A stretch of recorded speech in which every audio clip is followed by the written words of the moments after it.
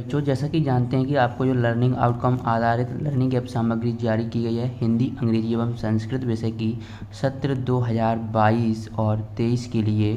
तो यहाँ पर हम देखिए आपको पेज नंबर, आप जैसा कि मैं स्क्रीन देखिए, आप स्क्रीन पर देख पाएंगे पेज नंबर 1 से 19 तक का यहाँ पर आपको संपूर्ण सॉल्यूशन बताया जाएगा। देखिए ये आप यहाँ पर देख पा रहे हैं, ये सॉल्यूशन दिया गया है। बस वीडियो को पूरा देखना। इस वीडियो में आपको एक एक क्वेश्चन बताया जाएगा पेज नंबर 1 से 19 तक, जो कि हिंदी विषय का है। ओके, ऐसे ही आपको अगली वीडियो में अंग्रेजी का भी मिल जाएगा, गणित का भी और संस्कृत का भी मिल जाएगा।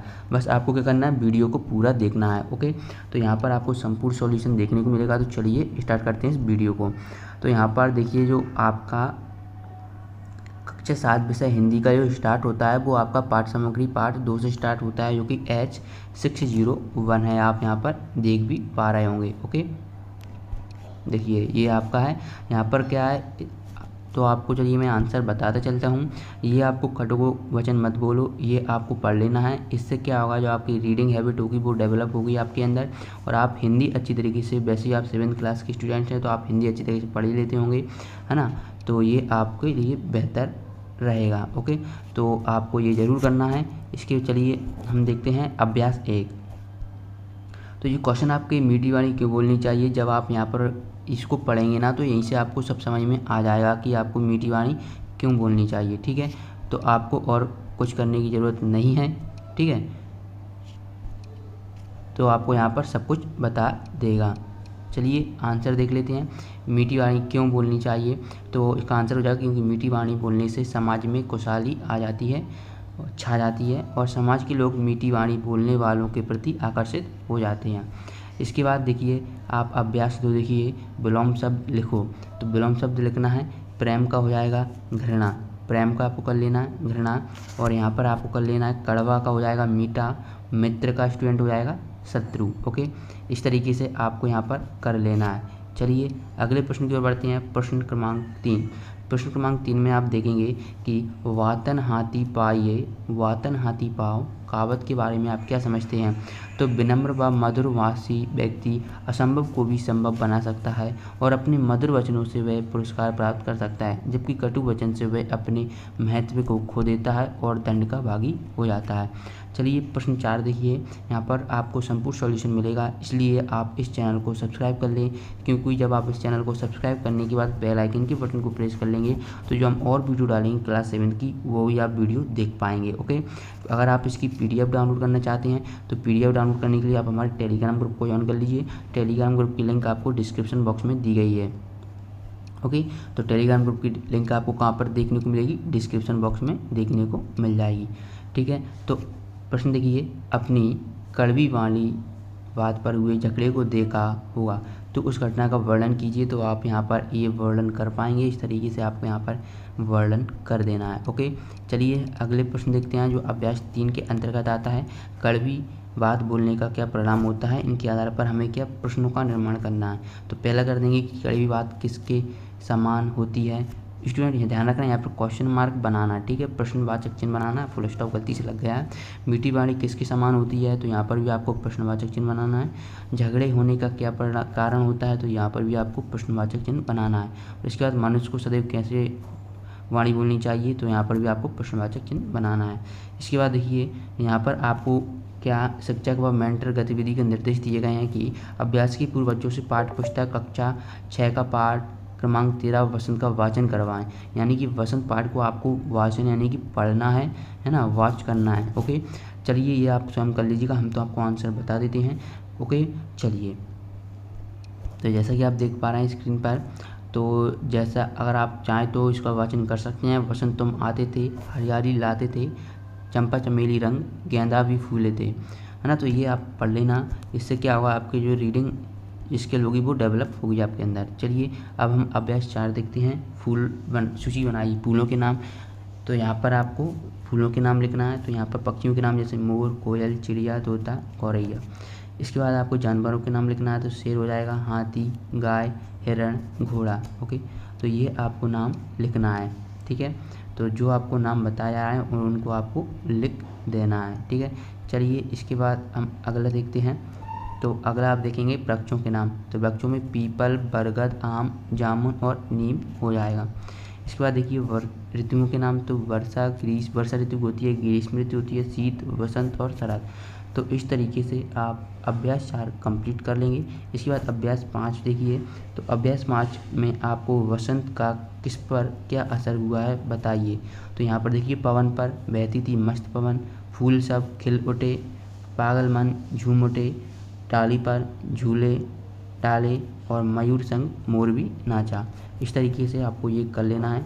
इसके बाद मूल्यांकन 1 देखिए, जो आपको मूल्यांकन दिया गया है, इस डायग्राम को देखकर नीचे जो प्रश्न पूछे गए हैं चित्र के आधार पर 5 वाक्य लिखिए। ओके, तो यहाँ पर लिखेंगे 5 वाक्य कि मोर पंख फैलाकर नाच रहा है, हिरण विचरण कर रही है और पक्षी उड़ रहा है, फूल खिल रहे हैं, है ना, और चारों ओर हरियाली छाई हुई है, मौसम बहुत ही सुहावना हो रहा है। इस तरीके से 5 वाक्य आपको लिख देना है। इसके बाद इसका देखिए, तो यहाँ पर आपको पर्यायवाची शब्द लिखना है। पक्षी का ख हो जाएगा और इसका व्यंग हो जाएगा। मोर का मयूर और सारंग होता है। भोर का सुबह और प्रातः, ये इसके सिमिलर यानी कि पर्यायवाची शब्द होते हैं। क्योंकि प्रश्न में हमें 2-2 पर्यायवाची शब्द ही पूछा गया था, तो इस तरीके से आप 2-2 लिख देंगे। चलिए अगला देखिए, पाठ सामग्री 2, इसमें भी आपको दिया गया है, तो इसको भी हम देख लेते हैं। कटोवचन मत बोलो। प्रयोग के आधार पर शब्दों के 2 मुख्य भेद होते हैं। यहाँ पर क्या पहला होता है विकारी और दूसरा होता है अविकारी। विकारी शब्द क्या होते हैं कि जिन शब्दों के रूप, लिंग, वचन और कारक के आधार पर बदल जाती हैं उन्हें विकारी शब्द कहते हैं। जैसे लड़का लड़कों, अच्छा अच्छे, अच्छी, जाता जाते ना, तो ये क्या विकारी शब्द हैं। जबकि अविकारी शब्द क्या होती हैं, जिन शब्दों में लिंग, वचन और कारक के द्वारा कोई परिवर्तन नहीं होता, अर्थात जिनका रूप एक सा रहता है, उन्हें हम अविकारी शब्द कहते हैं। जैसे यहाँ, वहाँ, प्रतिदिन, परंतु, है ना, इस तरीके के जो शब्द आते हैं वो अविकारी होते हैं। चलिए अभ्यास तो देख लेते हैं। मेरे साथ और भी लोग आए, है ना, तो यहाँ पर आप भी भर देना। वहाँ जाना मना है क्योंकि वहाँ शिकारी कुत्ते घूमते हैं। ओके, चलिए हमें प्रतिदिन विद्यालय जाना चाहिए। आज रविवार का दिन है, तो यहाँ पर खाली स्थान रहेगा, रविवार का दिन है तो आज कर देना है। चलिए अब हम देखते हैं जो आपकी लर्निंग आउटकम एज 605 है, जो कि पाठ सामग्री पाठ 14 के अंतर्गत ली गई है। पाठ का नाम है नारियल का बगीचा। इसको आपको पढ़ लेना है, क्योंकि अगर मैं इसको पढ़कर बताऊंगा तो बहुत बड़ी वीडियो हो जाएगी। आप आंसर देखते जाइए, है ना। तो निम्नलिखित बिंदुओं के आधार पर स्वयं की यात्रा का वर्णन कीजिए। जैसे स्थान का परिचय क्या है, तो ये चित्तौड़गढ़ का स्थान है। जब आप इसको पढ़ेंगे तो ये राजस्थान चित्तौड़गढ़ का आपको स्थान देखने को मिलेगा। ओके, चलिए यहाँ पर अगला देखिए, तो अगला क्या है, लोगों का रहन सहन वहाँ के लोगों का कैसा है। तो राजस्थानी लोग दिल के बहुत अच्छे और शांत स्वभाव के होते हैं। लोगों का खान पान कैसा होता है, तो राजस्थानी लोगों का मुख्य भोजन दाल बाटी व चूरमा होता है। इसके बाद प्राकृतिक वातावरण राजस्थान का किस तरीका का होता है, तो राजस्थान एक गर्म प्रदेश है। यहाँ पर बहुत कम वर्षा होती है। यहाँ पर सघन वन क्षेत्र 3.832 मीटर से भी कम है। ओके, और मुख्य फसलें यहाँ पर कौन कौन सी उगाई जाती हैं, तो बाजरा, मोट, मूंग, ग्वार, तिलहन, राई, ये आपकी जो राजस्थान की प्रमुख फसलें आपको यहाँ पर देखने को मिलेंगी।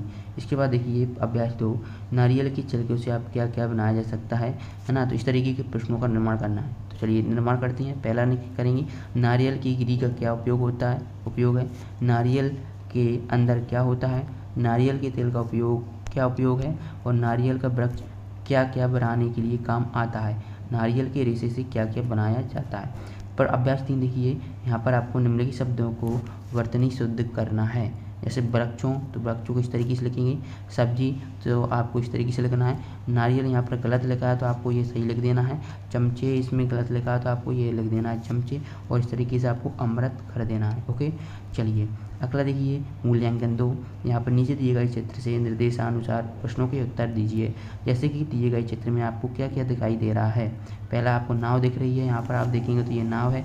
आप और भी लिख सकते हैं, नाव पर एक आदमी बैठा है ना। यहाँ पर बहुत सारे घर दिख रहे हैं, यहाँ पर नारियल का वृक्ष है। तो आपको 5 सेंटेंस लिखना हो तो लिख सकते हैं। ओके, कोई बड़ी बात नहीं है, ये आप स्वयं भी लिख सकते हैं। ओके, शॉर्ट में लिखना हो तो एक नाव है, एक नारियल का पेड़ है, और ठीक है। चलिए चित्र का प्राकृतिक सौंदर्य किस स्थान का लग रहा है, तो ये समुद्र तट का है। ओके, चलिए यहाँ पर देखिए प्रश्न 3, क्या आप कभी नाव पर बैठे हैं, यदि हाँ तो उस आनंद का वर्णन कीजिए, यदि नहीं तो क्या आप कभी नाव पर बैठना चाहेंगे, तो आप इस तरीके से लिख दीजिएगा। इसके बाद पाठ सामग्री देखिए, पाठ 17, जो कि आप यहाँ पर देख पा रहे होंगे। इसको पढ़ना है। पर यहाँ पर उक्त काव्य पंक्तियों में आए 4 विशेषण शब्द लिखिए। तो इसमें जो आपको 4 विशेषण शब्द छाट कर लिखना है, जैसे दुर्गम, छोटा, सुखी, गतिशील, तो ये आपके क्या हो जाएंगे, दुर्गम शब्द हो जाएंगे। प्रश्न तो देखिए, उपयुक्त प्रश्न के उत्तर दिए गए विशेषण शब्द के विशेष लिखिए। विशेषण और विशेष, जैसे काले बादल होते हैं तो ये विशेषण है, इसकी जो विशेषता बताएगा वो विशेष हो जाएगा। दुर्गम पथ होता है, छोटा उद्गम, गतिशील धारा। इस तरीके से इसको कंप्लीट कर लेना है। इसके बाद आप अगले प्रश्न की ओर बढ़ते हैं। तो अगला जो कि हमारा है H606, यहाँ पर आपको अध्याय 3 है, हार की जीत, है ना। तो इसको आपको पढ़ लेना है। और अभ्यास 1 देखते हैं, किसने किससे कहा, है ना। तो देखिए प्रश्न दिया गया है, दिए गए आलेख के आधार पर निम्नलिखित वाक्य किसने किससे कहा। मैं आपका दास हूँ, तो ये किसने कहा, खड़ग सिंह ने। किससे कहा, बाबा भारती से कहा। ओके, तो इस तरीके से कर लेना है। ये घोड़ा आपका हो चुका, ये बाबा भारती ने खड़ग सिंह से कहा है। ओके, चलिए ये देखिए, ये घोड़ा आपको नहीं दूंगा, ये खड़ग सिंह ने बाबा भारती से कहा। मेरा दिल टूट जाएगा, बाबा भारती ने खड़ग सिंह से कहा है। ओके, इस घटना को किसी के सामने ना कहना, ये बाबा भारती ने खड़ग सिंह से कहा था। अभ्यास 2 देखिए, अभ्यास 2 जैसे ही देखेंगे आप तो आपसे कुछ प्रश्न पूछे जाएंगे साधु के बारे में। तो वे ईश्वर की भक्ति और ध्यान भजन करते हैं। इस पाठ में जो बाबा भारती हैं वो साधु हैं। डाकू के बारे में, तो जो व्यक्ति किसी को डरा धमका कर अनैतिक रूप से किसी का धन या कोई वस्तु जबरदस्ती छीन लेता है, डाकू कहलाता है। इस पाठ में खड़ग सिंह डाकू है। इस तरीके से आपको इस प्रश्न का उत्तर कर लेना है। इसके बाद देखिए घोड़ा के बारे में, तो घोड़ा एक पालतू पशु होता है जो सामान्यतः सवारी करने के काम आता है। इस पाठ में बाबा भारती के घोड़े का नाम सुल्तान था। तो इस तरीके से आपको ये कंप्लीट कर लेना है। इसके बाद चलिए मूल्यांकन 3 देखते हैं। तो संज्ञा सर्वनाम की पहचान आपको बताना है। तो यहाँ पर देखिए दिए गए आलेख में संज्ञा एवं सर्वनाम सब छाट कर लिखना है। तो आपको कंप्लीट सॉल्यूशन बताया जा रहा है, इसलिए वीडियो को अपने दोस्तों के साथ शेयर कर दें। एक वीडियो में कंप्लीट सॉल्यूशन देखने को मिल रहा है। जैसे पहला संज्ञा शब्द बाबा भारती, खड़ग सिंह, घोड़ा, और सर्वनाम वह, मैं, तुम्हें। ओके, चलिए इस तरीके से आप अभ्यास 3 कर लेंगे मूल्यांकन 3 के अंतर्गत। इसके बाद यहाँ पर अभ्यास 4 देखिए, तो ये आपको यहाँ पर भरना है। तो पहले में आपको यहाँ पर पर्वत भर देना है, दूसरे में तपस्या, तीसरे में शक्तियाँ, चौथे में रूप, बैल, शेर, और ये आपको यहाँ पर भर देना है झगड़ा, बंदर। इस तरीके से आपको ये कंप्लीट करना है। ठीक है, ये आपको यहाँ पर अभ्यास 4 इस तरीके से कंप्लीट कर लेना है। ओके, चलिए अगला देखिए पाठ सामग्री जो कि आपकी है, यहाँ से जो प्रश्न बनेंगे वो चलिए देख लेते हैं। अभ्यास 5 देखते हैं। दिए गए लोकगीत के अनुसार गीत की और पंक्तियाँ रचित कीजिए। जैसे पंक्ति फर्स्ट दी गई है, यहाँ पर आप पंक्ति फर्स्ट देख पाएंगे, ये आपको पंक्ति फर्स्ट लिख देना है और ये आपको पंक्ति सेकंड है। ओके, यहाँ पर मूल्यांकन 4 देख लेते हैं इसका उत्तर। देखिए अपने क्षेत्र का कोई एक लोकगीत लिखिए। तो यहाँ पर जरूरी नहीं जो मैंने आपको यहाँ पर लिखा है वही लिखें। देखिए आप अलग अलग डिस्ट्रिक्ट से आते हैं, वैसे तो लोकगीत आप जानते ही होंगे क्या होते हैं, है ना। तो आपको उन्हीं जो आपको अच्छा लगता है वो आप यहाँ पर मेंशन कर सकते हैं। ओके, कोई ज़रूरी नहीं कि जो मैंने यहाँ पर लिखा है वही लिखें। आपको जो अच्छा लगता है, जो आपका प्रिय लोकगीत हो, आप वही लिखें तो और बेटर रहेगा। चलिए अगला देखिए, लोकगीत किस अवसर पर गाए जाते हैं। तो चलिए यहाँ पर थोड़ा धुंधला दिख रहा है तो मैं बोल दूंगा, वो आप लिख लेना। लोकगीत त्यौहार तथा त्यौहार या किसी उत्सव के अवसर पर, अब यहाँ पर क्या लिखा है वो लिख देता हूँ, अवसर पर गाए जाते हैं। ओके, चलिए यहाँ पर देखिए लर्निंग आउटकम 609 जो आपकी दी गई है, जो कि अध्याय 20 से ली गई है। यहाँ पर इसका अभ्यास देख लेते हैं। जब रुपये प्रचलन में नहीं था तब लेन देन कैसे होता था। तो यहाँ पर देखिए क्या है, जब रुपया प्रचलन में नहीं था, तो जब रुपया प्रचलन में नहीं था तब लेन देन वस्तु के बदले वस्तु द्वारा होता था। इसके बाद देखिए रुपये ने कागज़ का रूप लिया तो क्या हुआ। तो क्या रुपये कागज़ का होने से लाने और ले जाने में आसानी और सरलता हो गई, है ना। तो जो रुपया था कागज़ का होने के कारण वो बहुत ही मतलब कम वजनीला होता था और उसे हम कहीं भी आसानी से ले जा सकते थे। ओके, चलिए इसके बाद देखिए यहाँ पर आप देखेंगे यदि रुपये का प्रचलन नहीं होता तो क्या होता। यदि रुपये का प्रचलन नहीं ना होता तो बाजार में वस्तुओं को खरीदने व बेचने में बड़ी कठिनाई होती। इस तरीके से इसका उत्तर कर लीजिएगा। अगला देखिए, कल्पना कीजिए वर्तमान में यदि धातुओं के सिक्के ही प्रचलन में होते तो क्या असुविधा होती। तो चलिए इसका कल्पना करते हैं। यदि वर्तमान में यदि धातु के सिक्के ही प्रचलन में होते तो उन्हें ले जाने में बड़ी मुश्किल होती, चोरी और लूट के अंदेशा अधिक होता, क्योंकि जो सिक्के होते हैं जैसे ही हम कहीं जाएंगे बहुत सारे सिक्के लेकर जाएंगे तो पता चल जाएगा, है ना। तो उससे क्या जो चोरी की जो आशंका होती है वो बनी रहती है। इसके बाद देखिए, वर्तमान समय में आपके पास नकद रुपया नहीं हो तो आप स्कूल बस का शुल्क किस माध्यम से चुकाएंगे। तो किस माध्यम से चुकाएंगे, तो आप गूगल पे, पेटीएम, फ़ोनपे, नेट बैंकिंग आदि के माध्यम से चुका सकते हैं, क्योंकि यही आजकल वर्तमान युग में प्रचलन में है। इसके बाद देखिए, जो मुद्राएं दी गई हैं इसके आधार पर प्रश्न पूछा गया है ना। जो कि अभ्यास 1 है, भारतीय मुद्रा के प्रतीक चिन्ह की तरह निम्नलिखित मुद्रा के चित्र बनाइए। जैसे डॉलर, तो यहाँ पर आपको इस तरीके से बना देना है। येन, जो कि जापान की मुद्रा है, इसको इस तरीके से कर देना है, ठीक है। ऐसा किया और ऐसा कर दिया, ठीक है। ये एन मुद्रा हो गई। चित्र के आधार पर आपको किस देश की मुद्रा का प्रतीक चिन्ह अच्छा लगता है, तो चित्र के आधार पर हमें भारत देश की मुद्रा का प्रतीक अच्छा लगता है, क्योंकि इसे बनाना व याद रखना आसान है। ये जो आपको चित्र दिख रहा है वो आपको किस देश का है, इसकी मुद्रा अंकित करना है, तो ये जापान का है और इसका नाम क्या है, येन है, ठीक है। येन इस मुद्रा का नाम है, ठीक है। चलिए इसके बाद हम अगले प्रश्न की ओर बढ़ते हैं, जो कि आपको लर्निंग आउटकम 6.1 है ना। तो ये आपके अध्याय 15 से लिया गया है। तो इसको इस तरीके से करने, यहाँ पर आपको 2 करते जी कर लेना है, ओके। इसके बाद मुहावरे एवं लोकोक्ति दी गई हैं, इनसे आपसे प्रश्न पूछे जाएंगे। मुहावरे जैसे नाक में दम करना तो परेशान करना, कान पकना यानी कान में दर्द होना, सीधी मुंह बात न करना यानी कि घमंड करना, ओके।